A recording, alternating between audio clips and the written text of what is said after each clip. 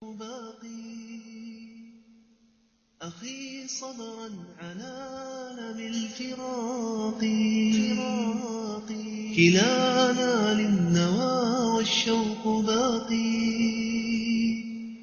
إذا فصلت جماجمنا وبانت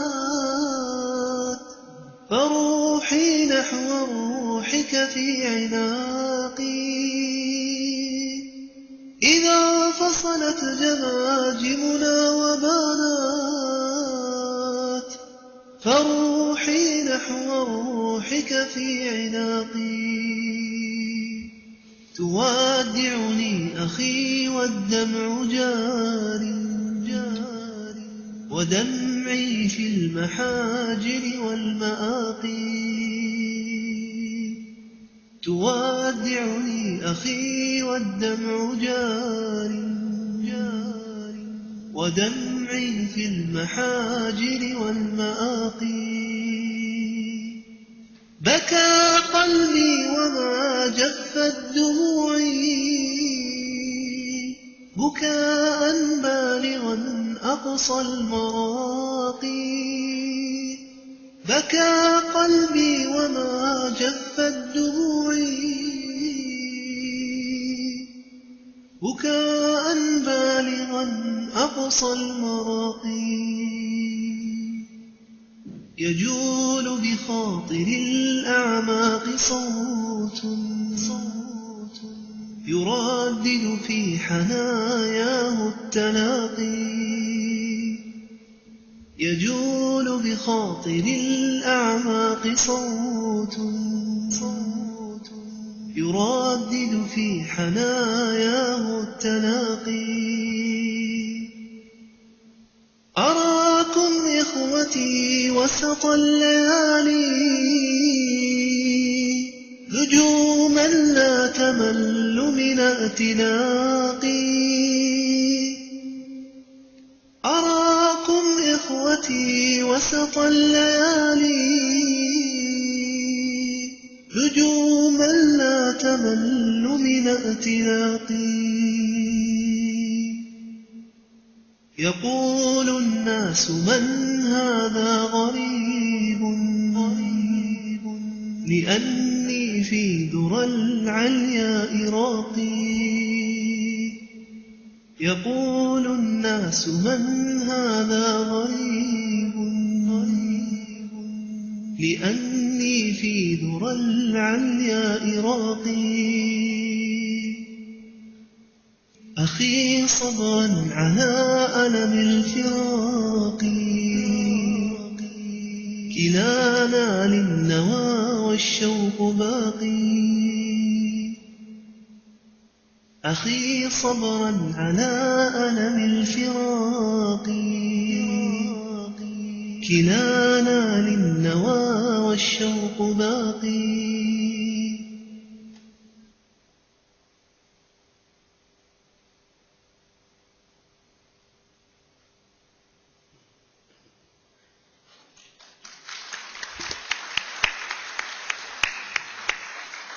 Mr. Moazzam Begg.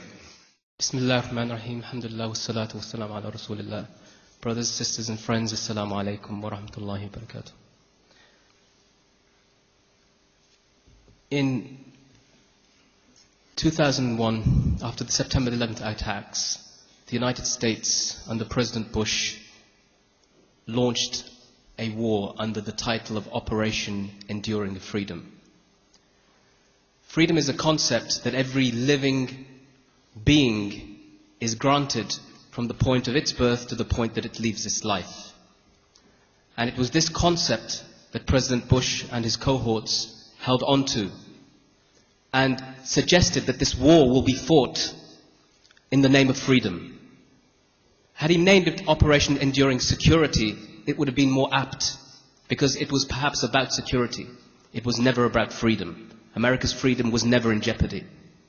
And yet, the bizarre irony of all of this is that in the name of freedom, they introduced a series of detention without trial, the likes of which the world has never seen. And behind the camps and the detention facilities in Guantanamo and in Bagram and all of the secret detention sites, you will see plaques. And those plaques will have an American eagle on it. And above those plaques it's written, "Honor bound to defend freedom." And behind these plaques will be men caged for years on end. Let me tell you a little something about myself though first. I was born and raised in the United Kingdom. I'm the son of Indian and Pakistani immigrants. My parents sent me to a Jewish school as a child, so I grew up learning from the Torah and from a little bit about the Hebrew language also. I grew up also to marry a Palestinian wife. So I have an understanding, a broad understanding of two sides of the conflict, which is the heart of the issues that are affecting the world today. And as I got older, I became more in tune with my own identity through racism and many other things. And for me, the one thing that transcended the issues about whether I was British or Pakistani or Asian and so forth was my faith. It transcended all of those ideas.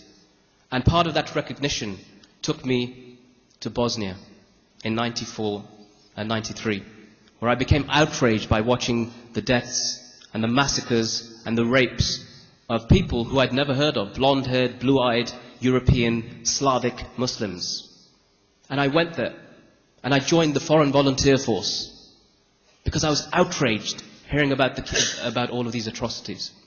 And one of the groups of people that I came across in Bosnia, amongst all of the United Nations contingents, were the Malaysians. It was my first encounter with them. And it was such a breath of fresh air to come across these people who were clearly not violent people, clearly soft people, clearly people who didn't want to fight. But they had come under a United Nations mandate, and that mandate, of course, meant that they had to remain a little bit aloof from some of the situations. But nonetheless, there was this clear sympathy they had with the people who'd been oppressed. And they helped us as part of the aid organization work that we were doing. They helped us build and construct buildings and build and construct surgical units and so forth for the refugees, which wasn't necessarily part of their mandate, and they still helped us.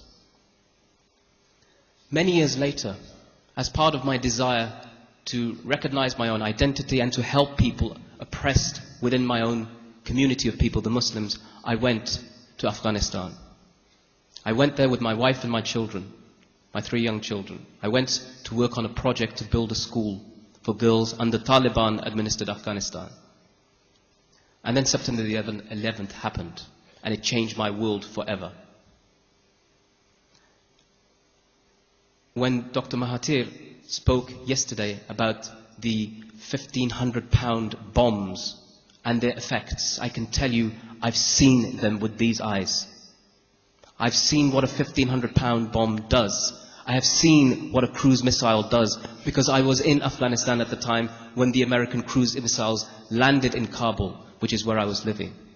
And it was under those barrages of carpet bombs and phosphorus bombs and vacuum bombs and smart bombs and not so smart bombs that we made it to Pakistan. And we thought, being with relatives and friends, that we were safe. But Donald Rumsfeld and President Bush had offered bounties for the foreign Muslims that had evacuated into Pakistan. And those bounties came in the form of leaflets that were dropped from the sky like snowflakes in December in Chicago, according to the words of Rumsfeld. And I know it sounds odd, Rumsfeld sounding poetic, but nonetheless, this was his words. And on these leaflets, it says that you can change your life as an Afghani and a Pakistani if you sell over these foreigners. You can earn a bounty. And so on the night of the 31st of January 2002, there was a knock on my door. It was the last knock I was going to hear for the next 3 years on any door that I owned. I opened it, and a gun was put right to my head. I was forced into the forecourt of my house and pushed onto the ground, made to kneel.